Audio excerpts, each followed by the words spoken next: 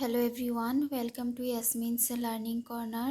আজি ভিডিঅ'ত আমি আলোচনা কৰিম ক্লাছ 8ৰ সায়েন্স বুকৰ যেটো নিউ সিলেবাস আছে নিউ সিলেবাসৰ আমি কোৱেশ্চন আনসাৰ পঢ়ি আছিলো সো আজি হ'ব কোৱেশ্চন নাম্বাৰ 4 কোৱেশ্চন নাম্বাৰ 4 কৈছে শস্যৰ মজুতকৰণ ৰাসায়নিক উদ্যোগ আৰু লেতেৰা আৱৰ্জনা আদিৰ পৰা দূৰত হ'ব লাগে যেতিয়া শস্য মজুতকৰণ কৰা হয় শস্য যেতিয়া পেকিং কৰা হয় সঞ্চয় কৰাৰ কাৰণে তেতিয়া সেই শস্যসমূহ ৰাসায়নিক উদ্যোগ যিবোৰ আছে ৰাসায়নিক সামগ্ৰী প্ৰস্তুত কৰা যিবোৰ উদ্যোগ আছে বা যিবোৰ লেতেৰা আৱৰ্জনা থকা ডাষ্টবিন যে থকা যিবোৰ ঠাই আছে যিবোৰ ঠাইত ডাষ্ট জমা কৰা হয় তেনেকুৱা ঠাইৰ পৰা সদায় দূৰত হ'ব লাগে এই উক্তিটো বুজাই লিখিব লাগে সেন্সাৰ হৈছে শস্যবোৰত যাতে পোক পৰুৱাই আক্ৰমণ কৰিব নোৱাৰে সেইবাবে শস্যৰ মজুতকৰণ ৰাসায়নিক উদ্যোগ লেতেৰা আৱৰ্জনাৰ পৰা দূৰত হ'ব লাগে কাৰণ যিবোৰ ৰাসায়নিক উদ্যোগ থাকে যিকোনো উদ্যোগৰ আশে-পাশে পোক পৰুৱাসমূহ বহুত বেছিকৈ সৃষ্টি হয় আৰু লেতেৰা আৱৰ্জনাসমূহতো পোক পৰুৱা নিগনি তাৰপিছত মাখি এইবোৰৰ সৃষ্টি হয় গতিকে যেতিয়া এইবোৰ ওচৰে পাজৰে থকা ঠাইত যেতিয়া খাদ্যৰ মজুতকৰণ কৰা হয় তেতিয়া এইবোৰে খাদ্যবোৰত আক্ৰমণ কৰি খাদ্যসমূহ বেয়া কৰি পেলাব পাৰে শস্যসমূহ বেয়া কৰি পেলাব পাৰে গতিকে শস্যৰ মজুতকৰণ সদায় ৰাসায়নিক উদ্যোগ আৰু লেতেৰা আৱৰ্জনাৰ পৰা দূৰত হ'ব লাগে Question number 5 শস্য মজুতকৰণৰ আগত শুকাই ল'ব লাগে শস্য সঞ্চয় কৰাৰ আগতে শস্যসমূহক ভালদৰে ড্ৰাই কৰি ল'ব লাগে শুকাই ল'ব লাগে কিয় এনসাৰ হৈছে শস্যত থকা পানীত বহুত অনুজীৱৰ সৃষ্টি হ'ব পাৰে ফলত শস্য নষ্ট হৈ যাব পাৰে গতিকে শস্য মজুতকৰণৰ আগত শুকাই ল'ব লাগে যিকোনো শস্যতে ময়শ্চাৰ থাকে হয়নে পানীৰ উপস্থিতি থাকে গতিকে সেই পানীসমূহত সোনকালে পোক পৰুৱাই আক্ৰমণ কৰিব পাৰে সোনকালে তাতে ভেঁকুৰ লাগিব পাৰে যেনেকুৱা যেতিয়া ঘৰত যেতিয়া মায়ে আচাৰ বনাওঁতে আচাৰটো বহুত দিনলৈকে ৰাখিব লাগে গতিকে আচাৰটো বহুত ভালকৈ শুকায় হয়নে কাৰণ তাতে যিবোৰ পানী আছে সেই পানীবোৰ যেতিয়া থাকিব তেতিয়া ই বহুত দিনলৈকে নাযায় ইয়াতে ভেঁকুৰ চেকুৰ লাগি পেলাই বেয়া হৈ যাব গতিকে শস্যৰ থকা যিবোৰ পানী আছে পানীসমূহ শুকোৱাৰ কাৰণে শস্যসমূহক শুকাই ল'ব লাগে তলত দিয়া প্ৰশ্নবোৰৰ উত্তৰ বহলাই লিখা বৰ্ড কোৱেশ্চন আছে প্ৰথমটো হৈছে দুটা আধুনিক জলসিঞ্চন পদ্ধতিৰ বিষয়ে আৰু সিহঁতৰ সুফলবোৰ লিখা দুটা আধুনিক জলসিঞ্চন খেতিক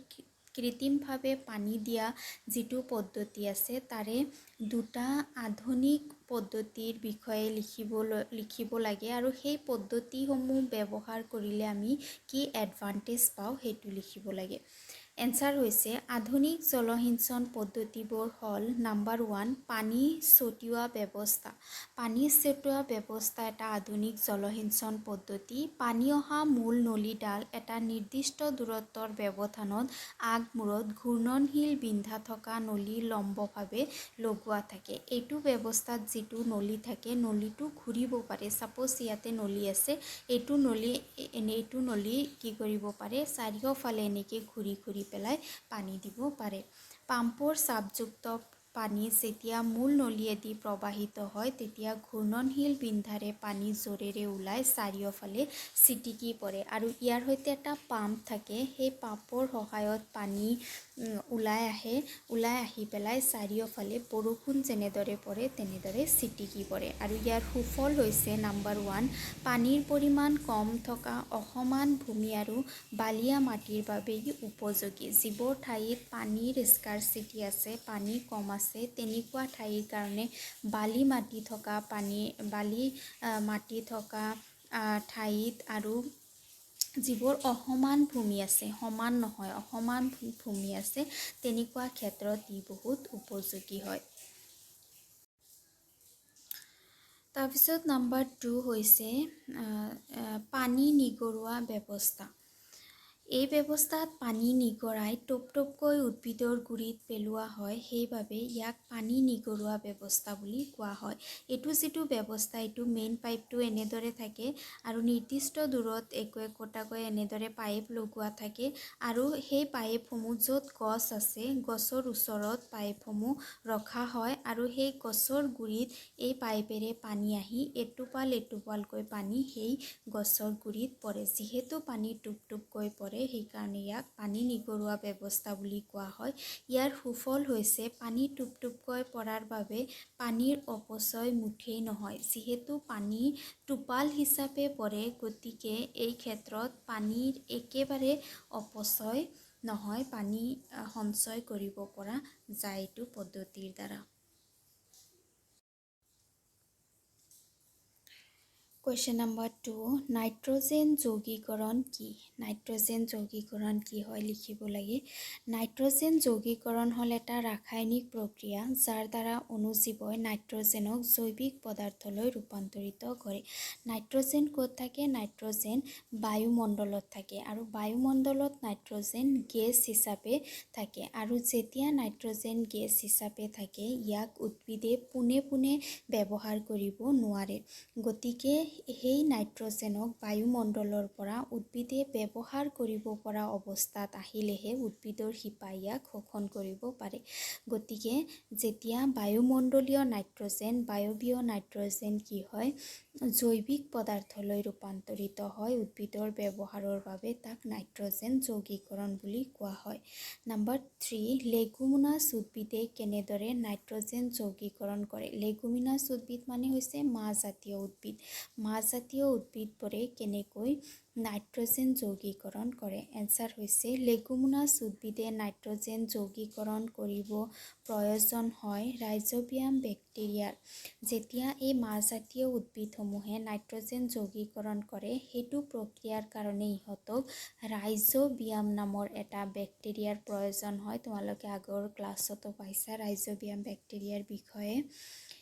এই বিশেষ ধৰণৰ বেক্টেৰিয়াই লেগুমিনাছ উদ্ভিদৰ শিপাত টেমুনাৰ সৃষ্টি কৰে আৰু এই ৰাইজোবিয়াম বেক্টেৰিয়াবোৰে যিটো লেগুমিনাছ উদ্ভিদ আছে, তাৰ যিবোৰ শিপা আছে, শিপাসমূহত সৰু টেমুনাৰ সৃষ্টি কৰে। বেক্টেৰিয়াই লেগুমিনাছ বা মাহজাতীয় উদ্ভিদক বায়বীয় নাইট্ৰজেন যৌগীকৰণত সহায় কৰে আৰু এই টেমুনাবোৰত যিটো বায়ুত থকা নাইট্ৰজেন আছে, গেছ হিচাপে আছে, সেই নাইট্ৰজেনসমূহ এই টেমুনাবোৰত কি হয়? যৌগীকৰণ হয়। আৰু যৌগীকৰণ মানে কি? এতিয়া আমি পালোঁ যৌগীকৰণ মানে হৈছে ৰাসায়নিক প্ৰক্ৰিয়াৰ দ্বাৰা নাইট্ৰজেন জৈৱিক পদাৰ্থলৈ ৰূপান্তৰিত হোৱা, যাতে শিপাই ইয়াক শুহি ল'ব পাৰে। কুৱেশ্যন নম্বৰ 4, কীট-পতংগ কি? ইয়াক কেনেদৰে নিয়ন্ত্ৰণ কৰিব পাৰি? কীট-পতংগ মানে হৈছে কি? যিবোৰ পেষ্ট আছে, পেষ্টসমূহ কি হয় আৰু ইয়াক আমি কেনেকৈ নিয়ন্ত্ৰণ কৰিব পাৰোঁ সেইটো লিখিব কৈছে।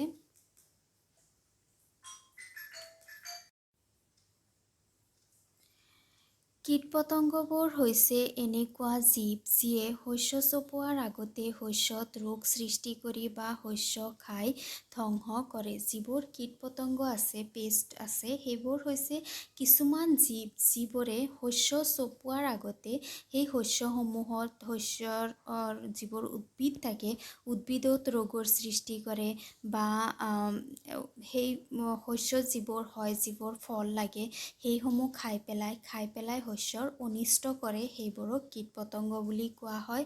কীট-পতংগ নাশক নামৰ ৰাসায়নিক পদাৰ্থ ব্যৱহাৰ কৰি ইয়াক নিয়ন্ত্ৰণ কৰিব পাৰি। ইয়াক নিয়ন্ত্ৰণ কৰাৰ কাৰণে পেষ্টিচাইড থাকে, তোমালোকে নাম শুনিছা পেষ্টিচাইড ব্যৱহাৰ কৰি পেলাই ইয়াক কি কৰিব পৰা যায়? নিয়ন্ত্ৰণ কৰিব পৰা যায়। কুৱেশ্যন নম্বৰ 5, পশুপালন কি? এনেকুৱা দুটা পশুৰ নাম লিখা যাক ফাৰ্মত পালন কৰা হয় আৰু ইয়াৰ পৰা কেনেকুৱা উৎপাদন পাব পাৰি? পশুপালন, যিকোনো জীৱ-জন্তু পালন কৰা মানে কি হয়? দুটা পালিত পশুৰ নাম লিখিব দিছে আৰু ইয়াৰ পৰা কেনেকুৱা ধৰণৰ উৎপাদন পোৱা যায়। আমাৰ খাদ্যৰ প্ৰয়োজনীয়তা আৰু বেলেগ সামগ্ৰীৰ প্ৰয়োজনীয়তা পূৰণ কৰাৰ বাবে পশুবোৰক অসংখ্য স্পেলিং চাগে এইটো হ'ব জফলাৰ অসংখ্য সংখ্যাত ঘৰত বা ফাৰ্মত প্ৰতিপালন কৰাকে পশুপালন বুলি কোৱা হয়। পশুপালন মানে হৈছে কি যে আমাৰ যিবোৰ প্ৰয়োজন আছে, আমাৰ খাদ্যৰ প্ৰয়োজন বা বেলেগ বেলেগ বস্তুৰ প্ৰয়োজনসমূহ পূৰণ কৰাৰ কাৰণে পশুবোৰক অসংখ্য মাত্ৰাত, এইটো মানে হৈছে বেছি, স্পেলিংটো ঠিক কৰি ল'বা, বেছি মাত্ৰাত পশুসমূহক নিজৰ ঘৰত বা ঘৰতে ফাৰ্ম বনাই পেলাই বা বেলেগ খোলা ঠাইত ফাৰ্ম বনাই পেলাই ইহঁতক উপযুক্ত সা সুবিধা যত্ন কৰি পেলাই পালিত কৰাকে পশুপালন বুলি কোৱা হয়। দুটা পালিত পশুৰ নাম আৰু সিহঁতৰ পৰা কি কি আমি উৎপাদিত সামগ্ৰী পাওঁ সেইটো লিখিব দিছে। চ' ইয়াতে লিখি ল'বা যে দুটা পালিত পশুৰ নাম হ'ল পশুৰ নাম আৰু আমি কি উৎপাদন পাওঁ। যেনেকুৱা এটা পশু আছে গৰু, গৰুক ঘৰত বা ফাৰ্ম বনাই পেলাই আমি পালন কৰিব পাৰোঁ। গৰুৰ পৰা আমি গাখীৰ পাওঁ, দৈ পাওঁ, চীজ পাওঁ, বাটাৰ পাওঁ। তাৰপিছত আছে মাছ, মৎস্য উৎপাদনৰ এটা বহুত ডাঙৰ বিজনেছ হয়। মাছকো ঘৰত পুখুৰী খান্দি পেলাই পালন কৰিব পাৰি আৰু তাৰ পৰা আমি মাছক আমি খাদ্য হিচাপে ব্যৱহাৰ কৰিব পাৰোঁ। বা কড লিভৰ তেল, মাছৰ পৰা পোৱা এবিধ তেল হৈছে কড লিভৰ তেল। চ' দুটা হৈছে পশু আৰু কেইটা হৈছে তাৰ পৰা পোৱা উৎপাদন। অ'কে, এইটো চেপ্টাৰৰ লাষ্ট কুৱেশ্যন নম্বৰ 6। খেতি পথাৰত নাইট্ৰজেন যৌগীকৰণৰ ভূমিকা কি? খেতি পথাৰত নাইট্ৰজেন যৌগীকৰণে কি ভূমিকা পালন কৰে? এনচাৰ হৈছে গছ-গছনিয়ে নাইট্ৰজেন পোনে পোনে বায়ুমণ্ডলৰ পৰা শোষণ কৰিব নোৱাৰে। গতিকে নাইট্ৰজেন ব্যৱহৃত ৰূপত ৰূপান্তৰিত হ'ব লাগে যাতে উদ্ভিদৰ শিপাই শোষণ কৰিব পাৰে। গতিকে বায়ুমণ্ডলীয় নাইট্ৰজেনক জৈৱিক অৱস্থালৈ ৰূপান্তৰিত হোৱা প্ৰক্ৰিয়াক নাইট্ৰজেন যৌগীকৰণ বুলি কোৱা হয়। যেতিয়ালৈকে নাইট্ৰজেন গেছ হিচাপে থাকে তেতিয়ালৈকে ইয়াক উদ্ভিদে শুহি ল'ব নোৱাৰে।